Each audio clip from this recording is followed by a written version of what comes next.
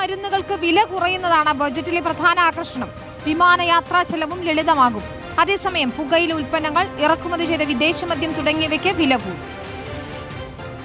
കേന്ദ്ര ബജറ്റിൽ നികുതി ഘടനയിലും ഇറക്കുമതി തീരുവയിലും വരുത്തിയ മാറ്റങ്ങൾ നിത്യജീവിതത്തിൽ നാം ഉപയോഗിക്കുന്ന പല സാധനങ്ങളുടെയും വിലയിൽ മാറ്റം വരുത്തി.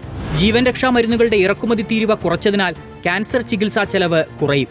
അപൂർവമായ 7 രോഗങ്ങൾക്കുള്ള മരുന്നുകളുടെ ഇറക്കുമതിക്ക് പൂർണ്ണ നികുതി ഇളവ് പ്രഖ്യാപിച്ചു. To provide relief to patients, particularly those suffering from cancer, I propose to exempt basic customs duty on 17 drugs or medicines.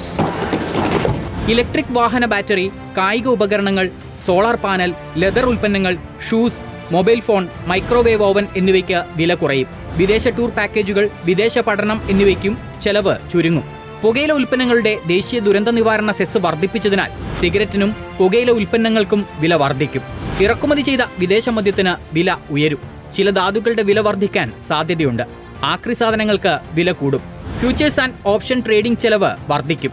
ആഡംബര വാച്ചുകൾ, സ്വർണം, വെള്ളി, ഇറക്കുമതി ചെയ്ത കുടകൾ, കണ്ണടകൾ എന്നിവയ്ക്കും വില ഉയരും. റിപ്പോർട്ടർ, ദില്ലി.